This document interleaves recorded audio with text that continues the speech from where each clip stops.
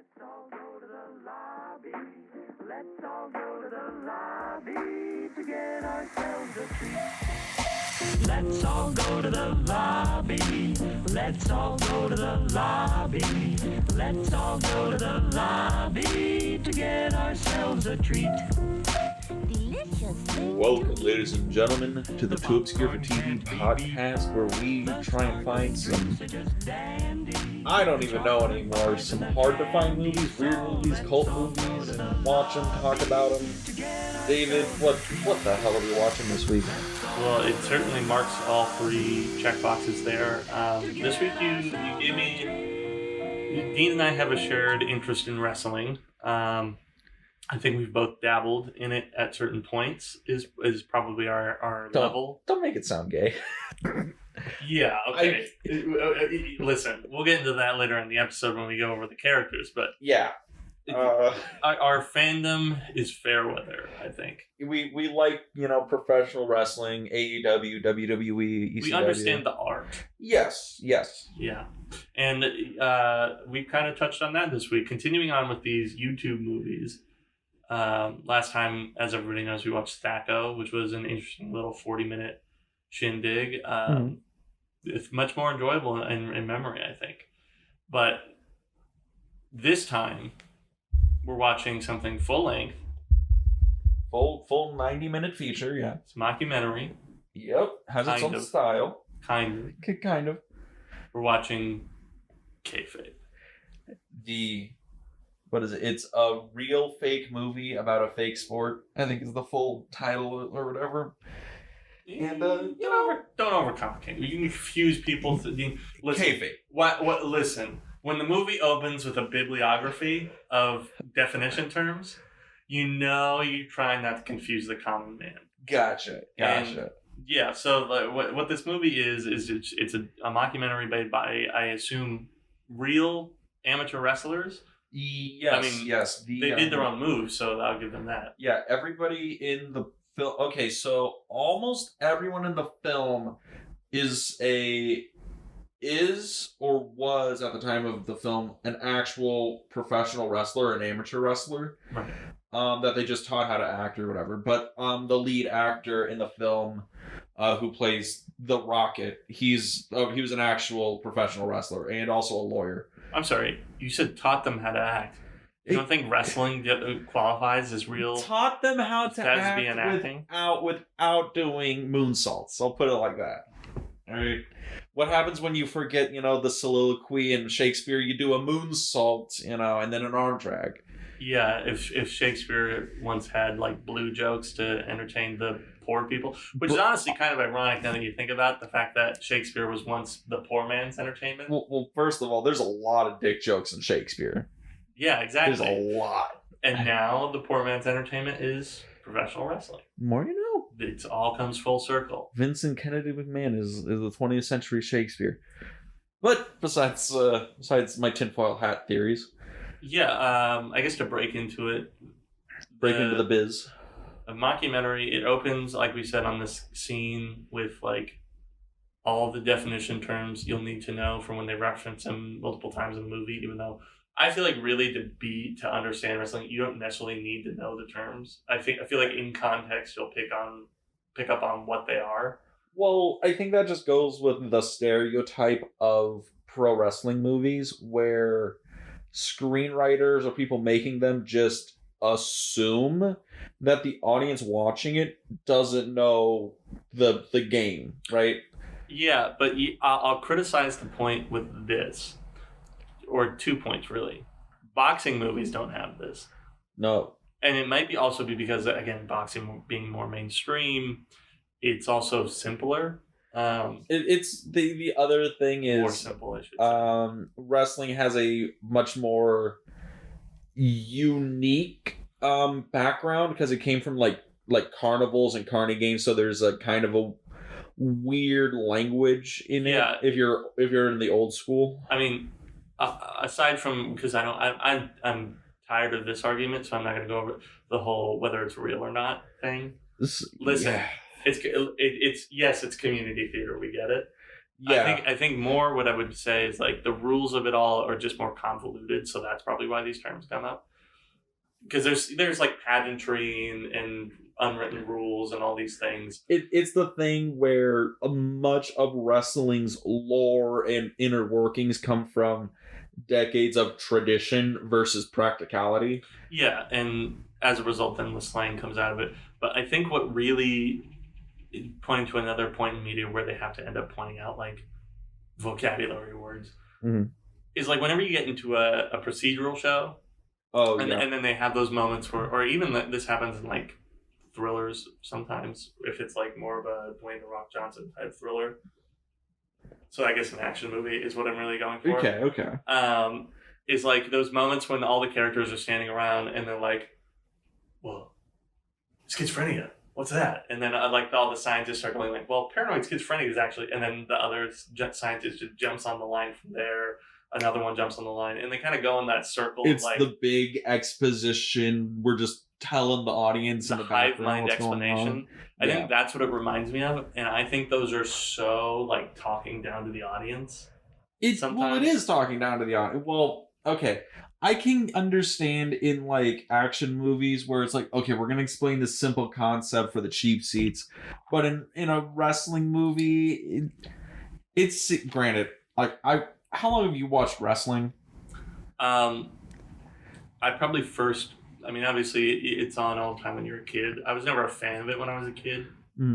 Took until like college for me to actually like finally break down and get into wrestling. And then I had a few years where I was like really into it. Like I watched the shows back when WWE was really pretty much the only cable wrestling that was on. There were others, but they were not. In terms of quality, it was questionable.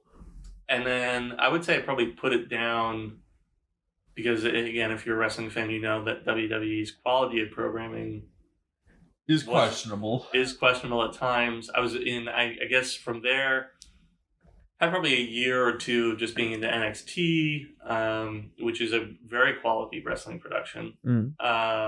And then when AEW came on, which is the one that's on TNT now, that's their main competition. Definitely main competition now. I watched like when it first came out, and then after a while, it was just like, this is a lot to keep up with.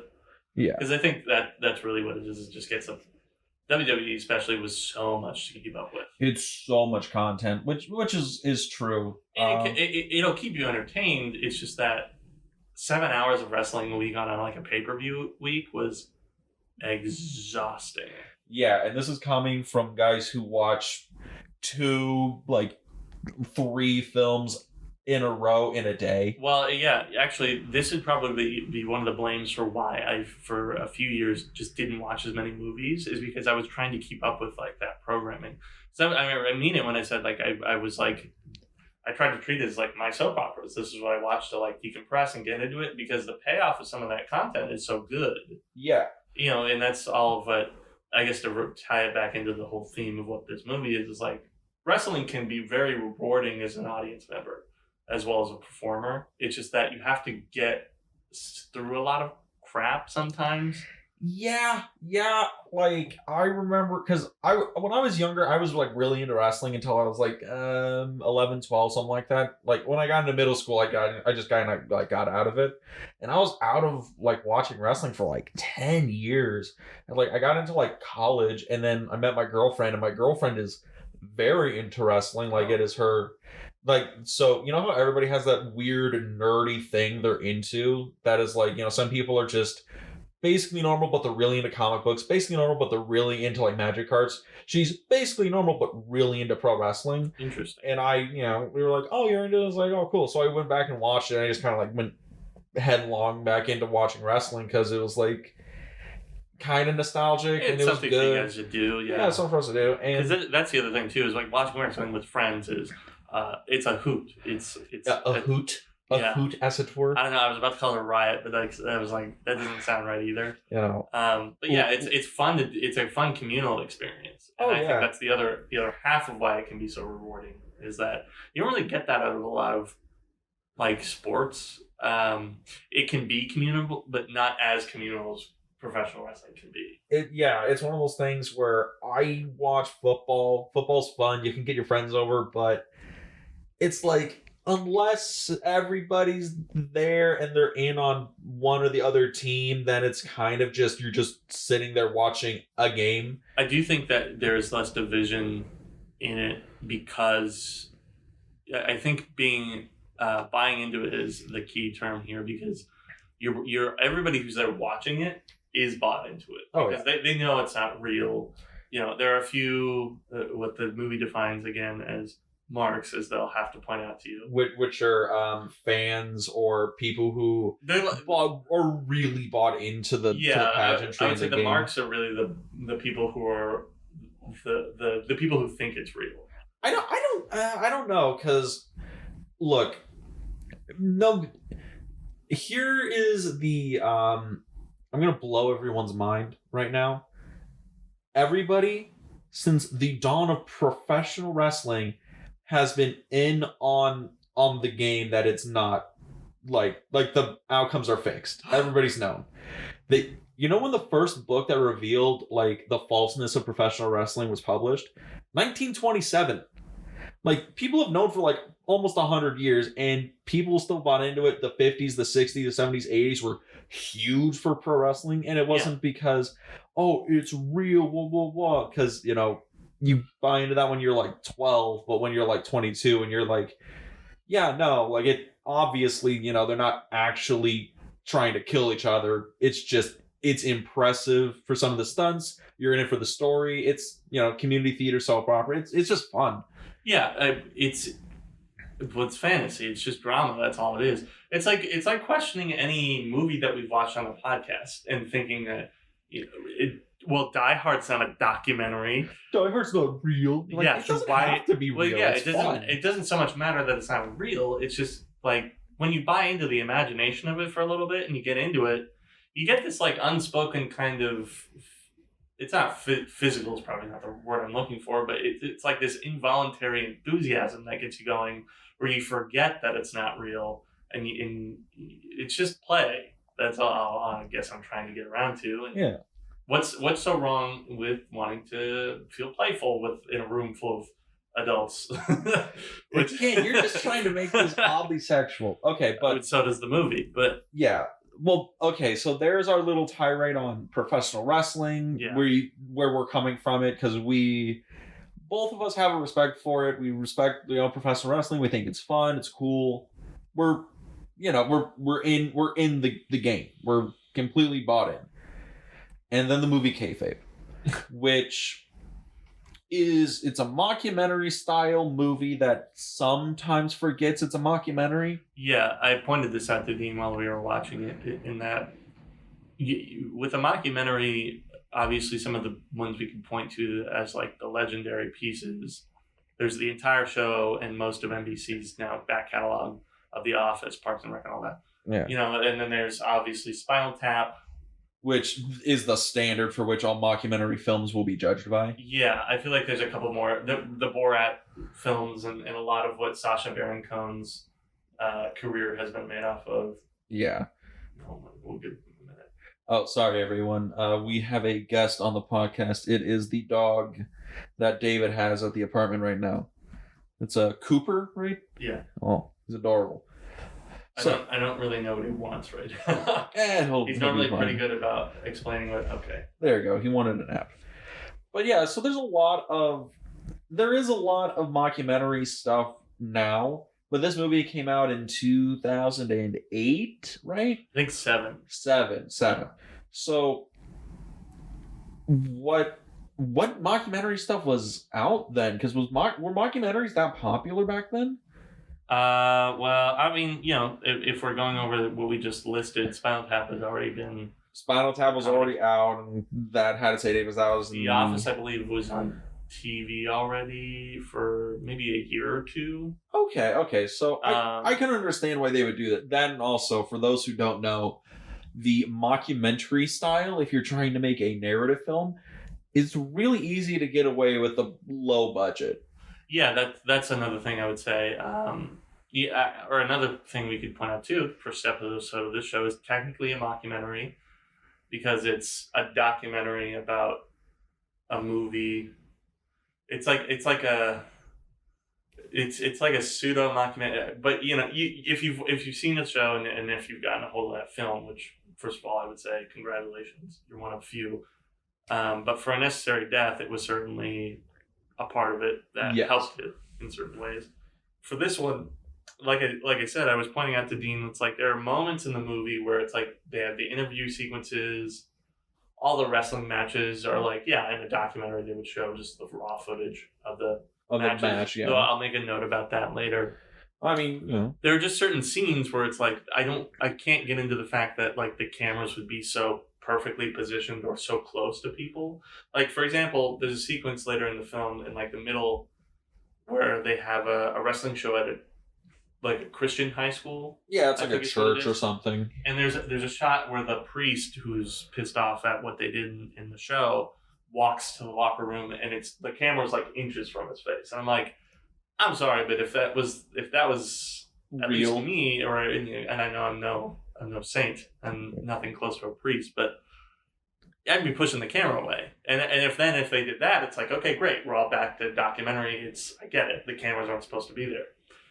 But it stays on him in like this composed shot, and I was like, they're not gonna, I get what you mean. There are some shots and things in here that break the illusion of the gimmick they're going for, which is a thing that I believe a lot of mockumentaries nowadays, or mockumentaries done on a I guess professional level sounds pretentious as sin, but like on a student film level, there's things that break the immersion that just make it not work well. Yeah, or like I would even say too, like Parks and Rec especially is kind of guilty of this, where it's like the mockumentary thing was really only there because of The Office. You could do that whole show without it being a mockumentary. Honestly, I think it stopped being a mockumentary like halfway through. Parks and Rec? Well, okay, because I marathoned all of Parks and Rec during quarantine because #COVID and nothing to do. Yeah. But I watched the first season and it was very Office-y. Or like the first two were very Office-y, and then like seasons 3, 4, so on and so forth. It gets really polished. It really polished, and it stopped feeling like a Office mockumentary ripoff kind of show, where it almost dropped the gimmick. It kept the gimmick because that was the premise of the show, but it kind of dropped it about halfway through. It just stops. There's a point where it like stops acknowledging it. Yeah. Which again, it's an NBC show. Can't really criticize it because it's also one of the most popular shows ever to air. But it's like, I think there's a really good example in a Netflix show that has come out recently, within the past few years. I mean. And I can't remember exactly what it's called, but it's basically, the show's premise is that it's a mockumentary about, they go around to high schools and like these like teenage investigators, they like investigate these school pranks that went way wrong. American Vandal? That's what it is. American Vandal is awesome, and I feel like an idiot because I watched the first season and I got pretty far in before I realized it was bullshit. Which is interesting. Which is because I'm dumb. And this is more of like a personal debate. I didn't really like the first season of that show because I thought the prank itself was kind of like, eh. Mm-hmm. But the second season, I thought it was real. Because even though at that point, I think I knew that the show was fake. Yeah. But I thought it was real because I initially saw the prank on social media. So, like, the prank in that second season, for those who, and again, I recommend this to anybody, go watch the show. Yeah, American Vandal was actually one of the best things that Netflix had put out in a long time. I really enjoyed it. It really goes to show that as a side note, Netflix, their back catalog of shows, like the major stuff is good, like Queen's Gambit, I know is the rage of the town right now. It's apparently fantastic. But like they have some sleeper stuff that they just kind of slide in without promoting, that because I don't think American Vandal really ever got that. I got that on accident. Yeah, and it's like, you really goes to show you streaming can reward you in that way.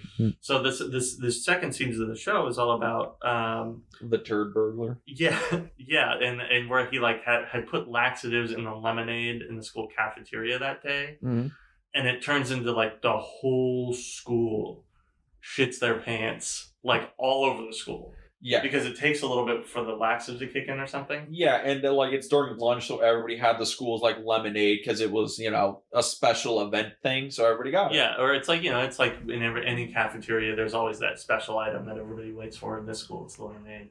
So, but I'd seen it on like Vine or Twitter or something as just like the B-roll footage of the prank from like security cameras and stuff. And I was like, I thought it was real. Because they actually do a good job of making it seem real in the B-roll. Yeah. So then when I go and see it on the show, I'm like, wait, are they trying to parody a real event? See, on okay, the show? That was my thing for the first season, because it was the whole thing where, somebody spray painted dicks on a bunch of the teachers' car at their high school or whatever. Yeah. And it was like, who drew the dicks? That was the meme of the show. But the opening stuff, I was looking at it and I'm like, wait a minute. I kind of vaguely remember somebody doing that a couple of years ago. That's why I bought into it, because I'm like, this sounds familiar. I have no idea if they're based on like real pranks anywhere and they're just overly exaggerated. Yeah. But that was the thing. Again, I'm also kind of dumb. And I bought into it for like an episode or two. I do think that because what probably happened is that they did that inadvertently on social media to get noobs like me to watch the show and then further buy into it, because I was like, oh, they're doing like what in all reality what it was is they probably just had some genius viral marketing. Oh yeah, probably. But this is at least an example of one instance where mockumentary can really benefit you if you acknowledge it.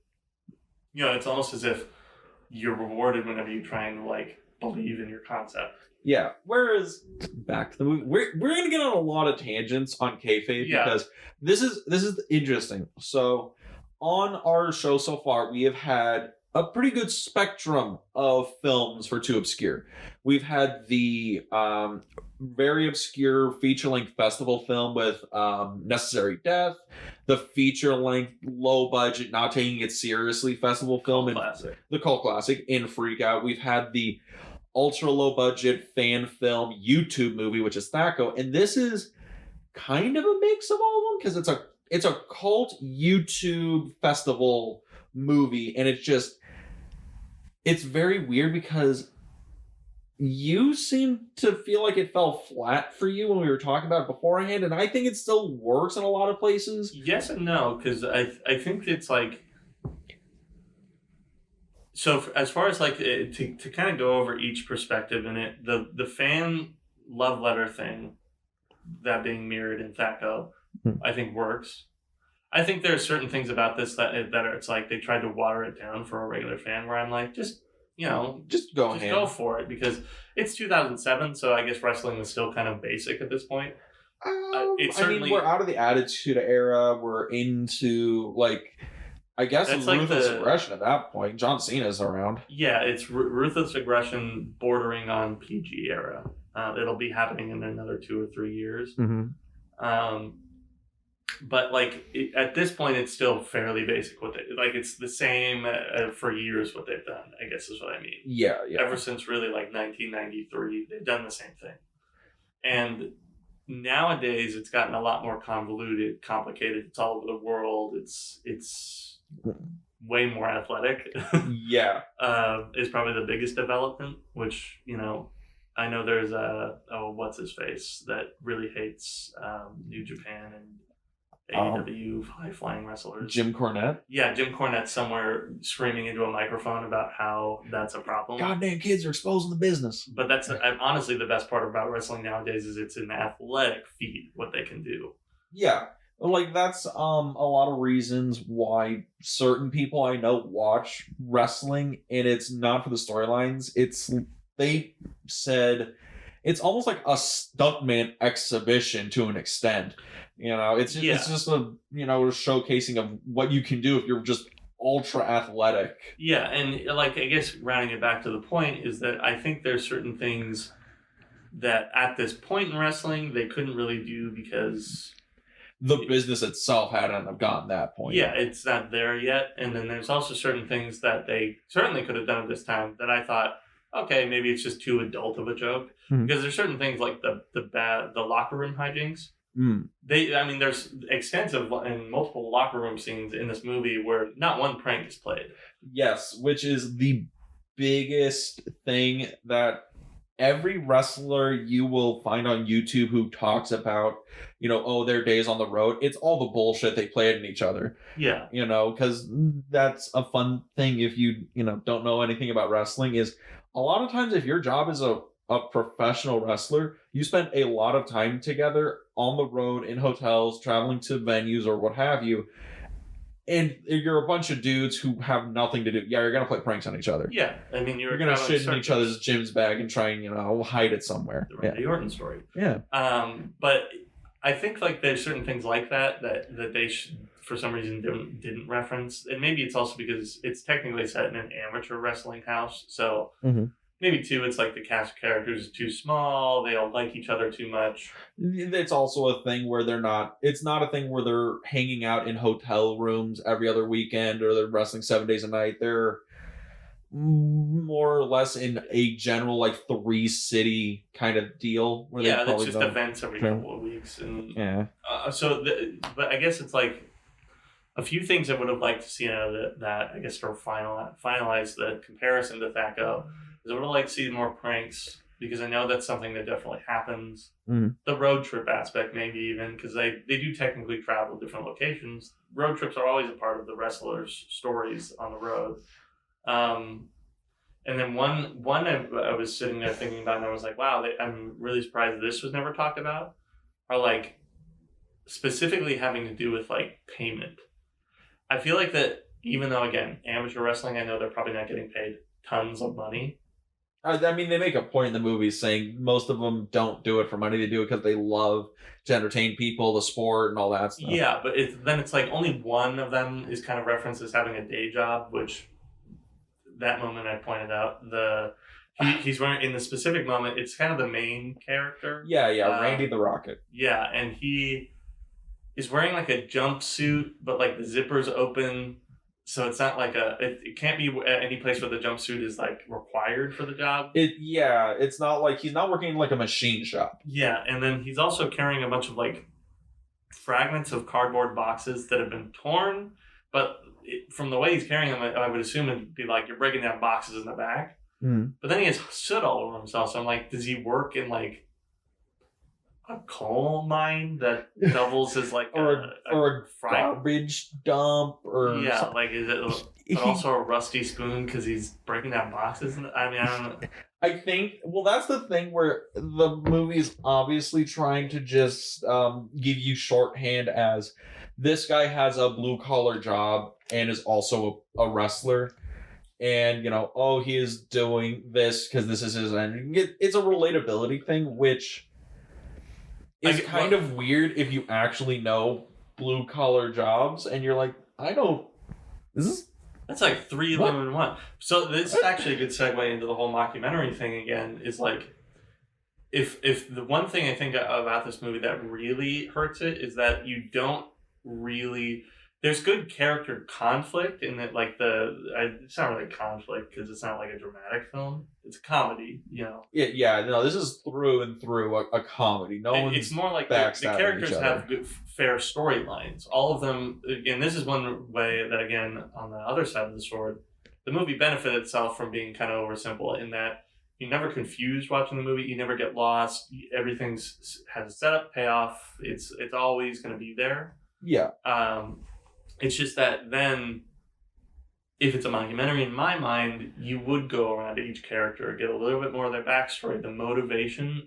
That's what I guess I mean. Is like I want more character motivation out of each one of them, because like there's a wide cast of these characters, so it's like I would like to know. It's like, okay, what draws them all to this place with each other? What do they get? Because obviously, being a wrestler, in my mind, it's like you're getting away from your regular life. It's you're kind of playing this like Superman fantasy and wanting to be a wrestler. Show me a little bit like what you're trying to get away from. Well, I think it's the issue where the movie is, because the movie is obviously a love letter to like the independent wrestler guys, the people who, grind their lives away. The hustle. Yeah, it's the hustle. This is a love letter to the people who have to hustle to make, wrestling.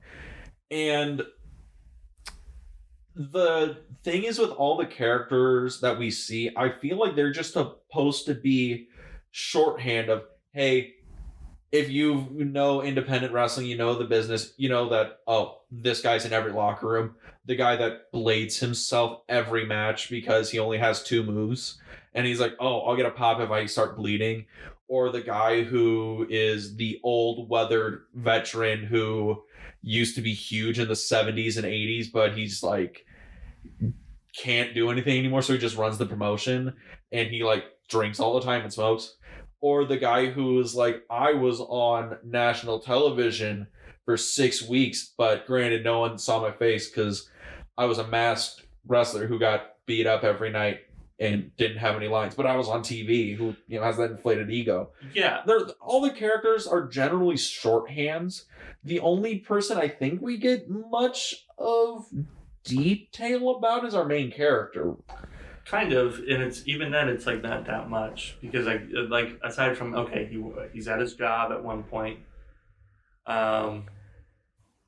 He puts the fans or the fans' enjoyment over his own. Yeah, we get that motivation about him, but then it's like the backstory doesn't back up the motivation. So I guess in my mind is I would be sitting there like, okay,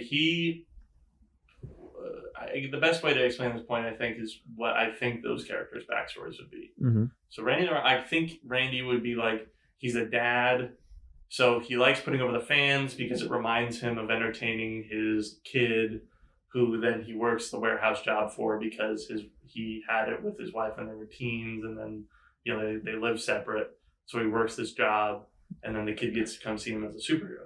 That's a good character backstory that builds up the motivation. Which doesn't exist in this movie. Which, it's a comedy, and I know that's a little bit more dramatic, but it's like you can so fun with a dramatic story. It's not the point. I get what you mean. I feel like that would be a different story, though. A little bit, but I think that's the point of the mockumentary, is it's not then specifically about him. It's just one aspect of the story that helps add it up. That also then would kind of play into the whole payoff of because his whole thing throughout the movie is that he keeps one of the characters on the chain because he's the heel. Randy's the heel character, and opposite of him is Steven Justice. Steve Justice or something like that. Yeah, he is supposed to be the baby-faced hero for the small town, but he is actually a kind of a dick. And Randy the Rocket, he's actually a good guy in real life, but they play opposites in the ring, and it's a whole thing. Yeah, and the payoff to the story, I think, would have another layer of that makes sense, because then maybe he could connect to the reason he would give the fans what they want back to his kid. It's like it could be something where his kid looks up to Steven Justice too, and he doesn't want to break his kid's heart, and maybe it also reminds him of the way his kid looks into the sport and needs that kind of the good guy needs to win thing. That's something he wants to give to his friend Steven. It just adds to the layer of the motivation. And I always say, in maybe like a few instances where the rule doesn't really work, layering your motivation as much as possible with reasons why, as long as it works, is always a good thing, because it just makes the moment a little bit more impactful with each layer of that motivation. Now, to reiterate, none of that is in the movie. Dave is just shooting from the hip on this. Yeah, it's the kind of thing we do sometimes on the show where it's like we try and sit here and theory craft stuff in the movie. Yeah, fix it and I mean, my biggest thing about this movie is we see basically almost full matches, right? For some scenes in here. Yeah, I would say there's a few. The 3 sequences where they have the events, it's basically just watching the wrestling show. They kind of cut down the matches, and they're quick house show matches, but you're pretty much watching the show. Yeah, and my thinking there is I could definitely see them trimming some of that, because there's a little bit of fat to this movie here, and if they added a little bit more of a subplot there like that, I think it would have benefited the movie. Yeah. Because there's also another issue here in the film, because I believe it lacks an antagonist. Because granted, Justice he's a douchebag. He's kind of a dick, but he's not against the protagonist in any way. That he's not trying to, I'm gonna tear down the wrestling organization so I can come out on top and use that to propel my career. He's more I just want to be the champion, but I'm not gonna do anything underhanded to do it. Yeah, I think, too, that the mockumentary thing maybe is the reason they didn't make him an antagonist. I certainly think it would be then another layer that if you added it on, it would not hurt it. In fact, probably help it. Such as maybe whoever the person foreclosing upon their building, which is the big problem in the movie, is that within the next 3 shows they're going to be done because the next payment on the lease or whatever is up. Yeah, because they're leasing out a building that they run all their shows out of, and they're like, hey, we don't make a lot of money doing local house shows in like church parking lots, so we're gonna have to close down soon. And it would have been interesting, like, okay, that would have been interesting if the church at the beginning, because their first show is at this local like church chapel thing, which is pretty realistic to certain areas of the country that run local independent wrestling shows. You're wrestling in like county fairs, in like, you know, churches or gymnasiums, stuff like that. And it would have been interesting if, maybe the church owned their building and they had a new pastor who has to run everything and he hates wrestling. So he's like, I'm foreclosing on you guys. And then you have a clear antagonist.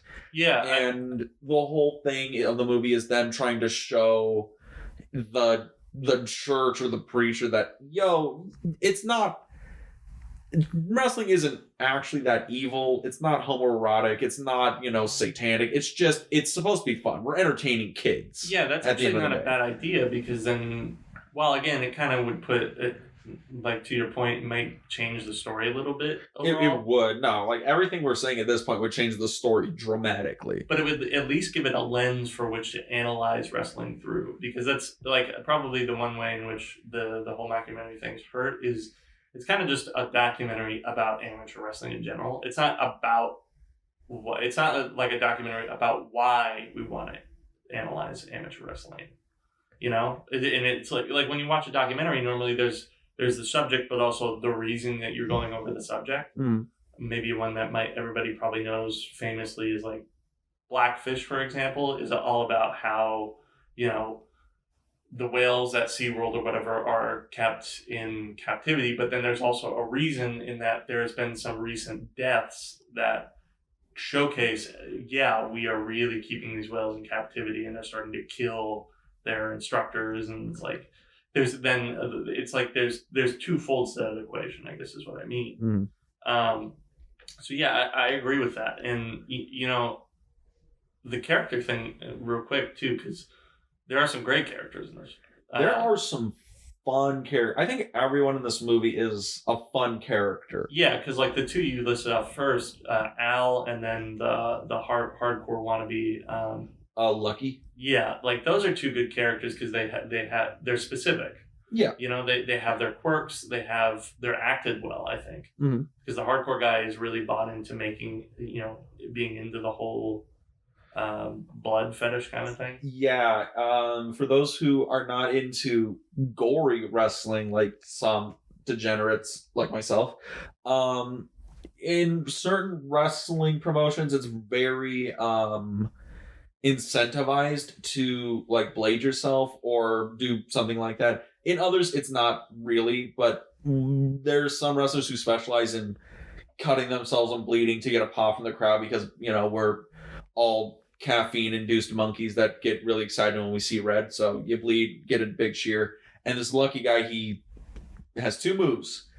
He has a chop, and he has bleeding. And that's his entire moveset.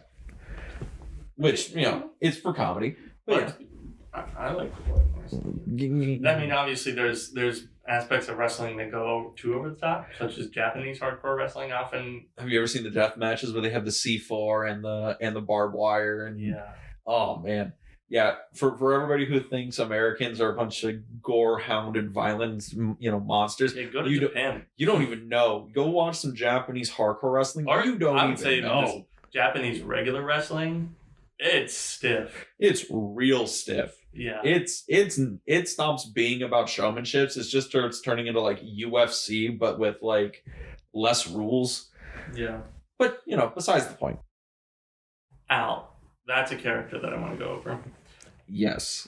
Your favorite character. Yeah, I would say he's the best, partially because the actor does a good job, I think. I know that these are not like trained actors by any stretch. I think one or two of them are.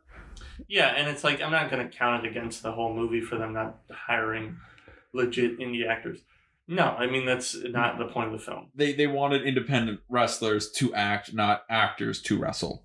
But I do think that the guy, they put a wig on him, he's probably... Really? That's his real hair? Al? Okay, so Al plays 2 roles. He plays Al and Macho Pain. The blonde hair on Macho Pain, that's his real hair. To my understanding. Yeah, the long blonde, like wrestling hair. Yeah, that apparently I think that's his real hair.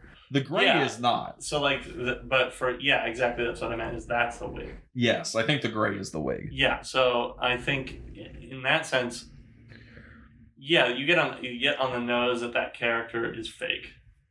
But he does such a good job acting it, and honestly the announcer character, because I didn't notice that they were the same guy. Oh, really? Yeah, and this kind of then maybe even proves the point that he did a good job in both parts.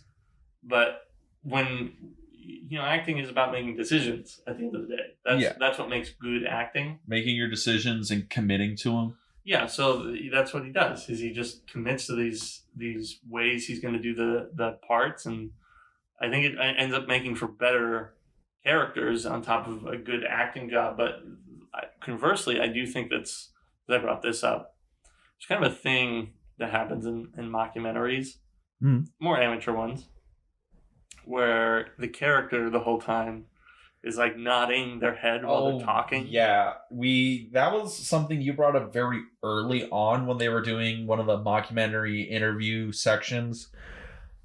And so that I don't know if this is nitpicky. Granted, I don't think it matters because we're nitpicky anyway. Well, in this specific moment that I brought it up, it's not nitpicky because he did it the whole time he was talking. Yeah. And I'm just like, okay, you look a little bit like you have Parkinson's disease. Is this a documentary about wrestling, or is it a documentary about Michael J. Fox? Wow, that's dark. I'm just saying. Okay, because you pointed out that in most documentaries that we've seen, popular ones, things like that, when somebody's on camera, they're generally very still, subdued. They're not bouncing around and moving around a lot, unless they're like kids or what have you, because most people aren't used to being in front of a camera, and they're a little bit more calm. Whereas here we have guys who are on camera, and it's this guy in particular, and he's bouncing around, bobbing his head. He's just like moving a lot while he's sitting there, and it's at a certain point it's like, okay, it's because he's like full of energy, and then it turns into I can't pay attention to this guy because he just keeps moving, and it's just kind of distracting. But I think he's the only one who's guilty of that. I think usually everybody else is pretty subdued. Yeah, but I think it's a symptom of a larger problem in that that's a choice, right? To do the whole head bobbing thing the whole time, to make it seem like the character's a little bit more like.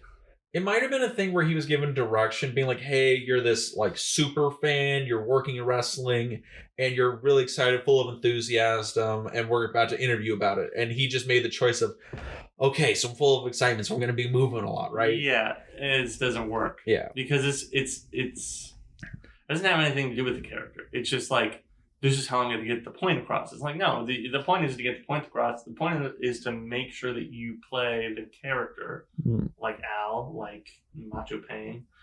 So at the end of the day, for me, it's one of those things where it's like the opposite side of that symptom is also in that some of these people just don't make any choices, and they kind of just play themselves. Yeah. Well, I guess. Granted, most of these actors, like almost none of these actors I've seen in anything else, so no, I don't know how much it is themselves and how much of it is character. Yeah, it's just like coming up with a little bit of character would even still help, especially when some of them are turned up to 11. Yeah. Like Randy in particular, for me, is fairly flat because, yeah, I get it. He has the unspoken motivations and all these things that he is the de facto leader of the group and all that. But other than that, he's just a guy with a buzz cut. It's like, it's not really... Yeah. He's the guy who is, big fish in a small pond. I think they make a passing mention that he was going to get an audition to go to the show, is what they call it, the big times. Right. And but he got like injured, so he couldn't make it. So it's one of those things where, oh, he's the big shot who missed his opportunity to make something of himself, so he's just stuck here. Which I thought you would like this. That is a Bull Durham reference right there. Come on now. Well, the aged veteran who missed his shot at the big league. Except here's, I think, where it's different. For Bull Durham, first of all, it's not just actively said. It's assumed based on the way the character acts upon entering the story. For example, in the moment that we like the most, the player to be named later joke in that movie. Yeah. It's funny, it's not on the nose, there's subtext to it. Here it's just kind of stated, where in all reality, I think it would actually have been a pretty interesting plot point for there to be like, he has an interview because the company's ending. So he's like, well, if I'm not going to be here anymore, I'm going to take this shot. And then he gets injured in like a training, like one of the practice sessions by Justice, who then it kind of creates this rift between them because it's like, was it that Justice didn't get in the audition, so he's trying to be like, well, he's trying to hurt me so that I don't go to the show, and then that adds to then their character conflict, which plays out in the actual matches, which pays off. Again, another way this could pay off. I feel like the more we add to this, the more we're like, I really wish this wasn't a 90-minute movie and was like a 10-episode like season of TV. I was thinking that a little bit ago because part of me was like, if this had just a few episodes, there's a guy, I can't remember his name. He was famous on Vine for a little bit. Viewers may have seen the videos go around. He played like this old man character on Vine that was like, I don't want to do an impression of the voice because I'm not going to do a good job. Yeah, understandable. The old man character, he wore a yellow sweater, and the Vine videos were about, he was like shopping with his grandkids or something, and the kids would like hit him and throw things at him, and he would react with curse words and all these things. Yeah. There was a character, and like that guy, when I looked deeper into him, he has a YouTube channel where he actually does a few little YouTube, what's the word? Movies, like shows. Something series is what people always call them online. That doesn't matter.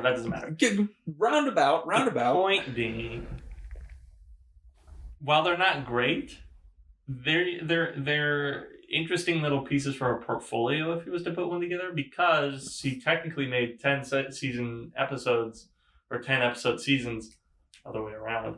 If he made 10 seasons of TV, that'd be a feat in itself. Impressive, yes. Of like these just mockumentary series where one is just like he's a character where he's trying to teach a community college acting class, and even though the show Community is already a thing, it's still interesting because he comes with characters and it's a comedy, and it's all, they explore each avenue of the characters, which is what we want out of this. Yeah. Again, this movie feels like a really, really condensed season of like a TV show. And which I guess, honestly, I don't mind it. It's cool. It feels like there's a lot of stuff. This movie would have been awesome if this was like the TV movie of like a single season of like TV. Yeah, public access TV. Yeah, like, okay, don't get me wrong, the quality of it is not near anything, but like if this was a Office style, TV show that was about this independent wrestling promotion in like middle of nowhere, Midwest, and these were our cast of characters, and we had to follow them around, and they're doing shows and all the weird struggles and fun stuff going on. I mean, Glow's a thing right now. Granted, that's about a women's promotion. It's based on a true story from like the 80s, but I think I'd kind of be down with that. These characters are likable. The wrestling's not bad by any, real stretch of the imagination. They're actually competent wrestlers, and the, shows are good. If it was a thing where, it's a little bit of drama, and every episode you had like a 5-ish minute wrestling sequence or 10-ish minute wrestling sequence, I think I'd be okay with that, right? Yeah, I think it would work. Because like what I think of is, like, Glow kind of works because the concept is a little higher in that show, where it's like about women's wrestling at a time when women's wrestling wasn't really there, and then it also then is about like their characters then coming There's a together. little bit more stuff. drama because they're trying to sell the show.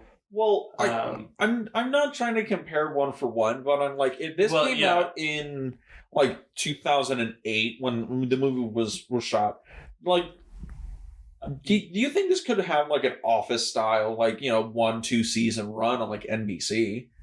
Yeah, and wrestling wasn't as big then, but this seems like a movie that would have a cult following, right? Yeah, I think that's a little bit more what I would say is like.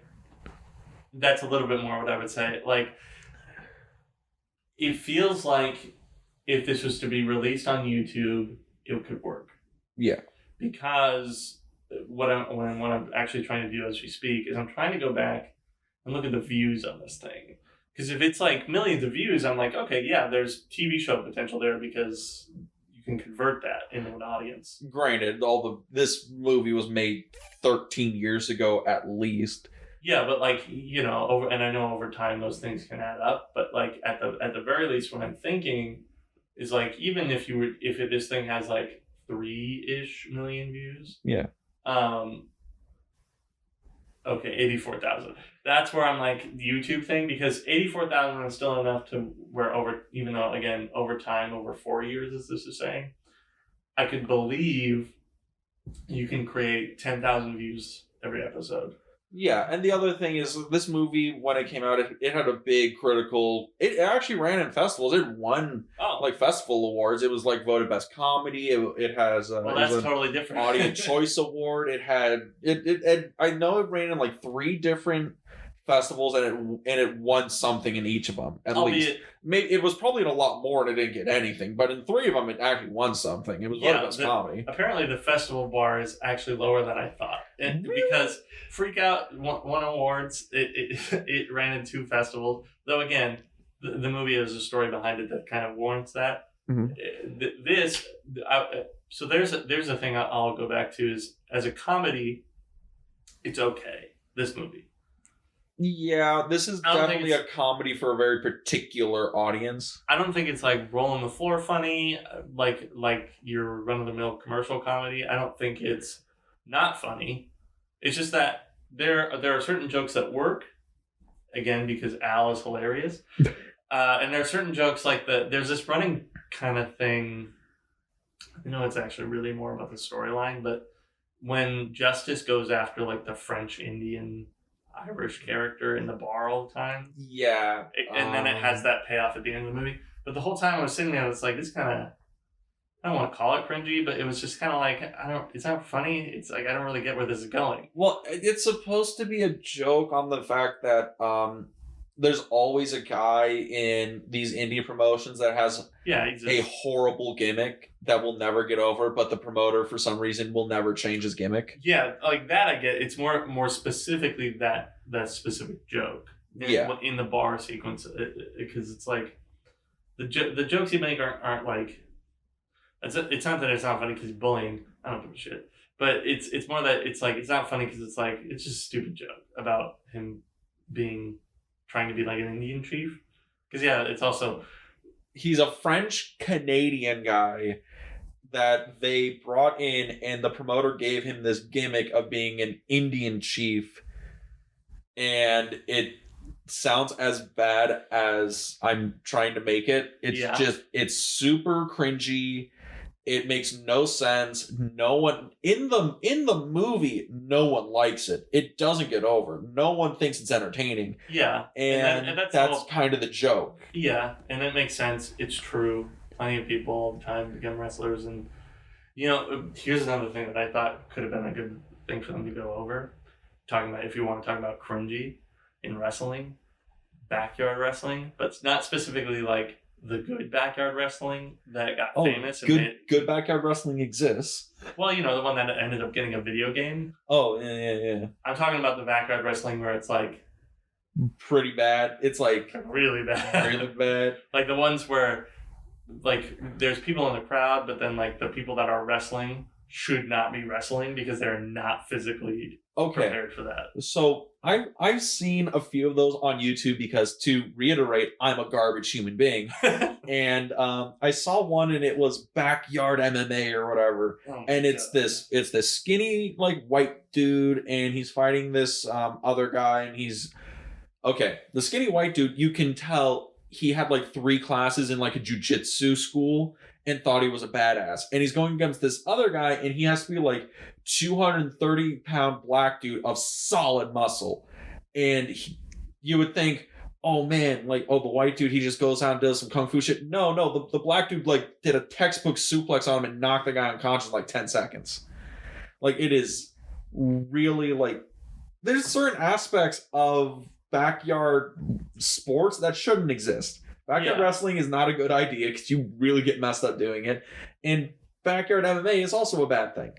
It's all bad. Yeah, and like, I think that's one way they could have at least, because I think what gets me to round it back to my point is like the bad gimmick thing, because they're trying to also write the movie out for a layman. Mm.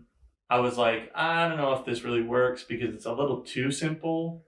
He's a little bit too acting. I get what you mean, because it does feel like the movie is, it's just not quite there, I guess. I don't know, because it seems like it is playing as low to the ground as it can. Like, and by that I mean it's trying to play to the mainstream audience as much as possible while maintaining that this is funny because you're in the know kind of thing. Yeah. And some of it works, some of it doesn't. It's really weird. Okay, so I guess the overall thing about this movie is it's this mockumentary about this independent wrestling fraternity show, federation. Things they're kind of down on their luck, and it's an exploration of all these weird casting characters that you find in them. But that's basically it, right? That's the whole movie. I mean, it's funny. You can find it on YouTube. I would give it a recommendation. Yeah. Like, you would recommend this to somebody? Yeah, I mean, at the end of the day, if I'm talking to another wrestling fan and they've never heard of this movie, I'd be like, check it out, because it's for a guy who's into wrestling, I was like, yeah, this is fun. Yeah. It's not like The Wrestler. Like, it's not a Darren Aronofsky art film that just has wrestling in it. And that's kind of funny that you say that, because The Wrestler really, I know I've mentioned it a couple times in our conversations before the episode, it's really one of my favorite movies. It's like, it's a really good script. Yes. First of all, I've read the script. It's fantastic. Very close to what the movie is. And that ending is good. Still gets you. Yeah. But, Darren Aronofsky's, he's a big player. So, Yeah.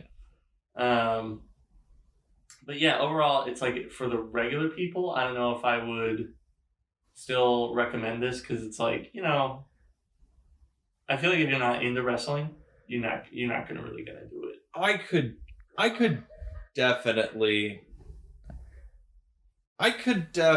see that, where it's, you really shouldn't watch this unless you're a wrestling fan. But I think even if you're not a wrestling fan, you can get some enjoyment out of it. I think the characters are funny enough to get along, and I don't know. I think this is kind of where we hit our brick wall for the conversation. Yeah, because aside from that, like you said, nitpicking this anymore is really them nitpicking on these guys just having fun. Which really, at the end of the day, it's like, that's all this is. It's a movie about guys having fun with dudes, wrestling, and and then the stories behind that, like Thaco, and give it a shot. Yeah, why not? Yeah, I think you'll enjoy this. Yeah, and then come watch some backyard wrestling fails like Dean and I are right now. I was trying to look up some examples so that we could describe better what we're talking about to the audience. But really, just what it looks like is normal people hurting themselves because they're imitating TV. Yeah, the thing that wrestling has that says "Don't try this on TV." Backyard wrestling is all the hillbillies that light themselves on fire. Apparently, decided to try it on TV. Did he just pull that guy's arm off? Like, sorry, ladies and gentlemen, David had to put on the wrestling fails videos, and it has ruined his life. Well, yeah, it's just particularly that was bad. Like, that guy was on, like, completely engulfed in flames to where So yeah, but ladies and gentlemen, oh, that was actually pretty good. That was even better. It's fine. Okay, that's gonna wrap us up here at the Too Obscure, because we need to watch some backyard wrestling fails because we're #garbage human beings. But yeah, everybody, so hope you all have a great time out there in movie land. Look up Kayfabe. You can find it on YouTube. It's spelled Kayfabe. It's the movie. It'll look like it has Macho Man Randy Savage and the dude in the suit on it. That's the thumbnail. Other than that, David, anything else we want to plug before we head out? No. By the time this episode comes out, we're in the new year, so that's exciting. For anybody looking out for things, go check out the best of and worst of that we have put out on the channel, and then we should have some new movies coming to you shortly, so keep an eye out for that. And because she was mentioned, we may as well again mention that Dean has Film Club podcast. Go check them out if you want more movies to watch. Yes, we watch a lot of movies all over the place. Starship Troopers recently? Yes, that was the one we recorded most recently for our Guilty Pleasures month. Yes, so our Guilty Pleasures month so far is Romeo plus Juliet, Starship Troopers, and She Got Back at Me, so we're going to be watching Twilight next on the episode. But you'll find all that out a little bit later. Certainly. And then, other than that, Dean, I guess where can they find us? And we'll take it on home. Well, you can find us at our YouTube channel. That's _podcast. Oh, sorry, that's our Instagram. Our Instagram at _podcast, and our YouTube channel, In the Frame. You can find us where all podcasts are given. That's about all I got. Everybody, just have a great time. Have a better 2021 than you had in 2020. Certainly. All right. And to you as well. To you as well. All right. Peace. See you.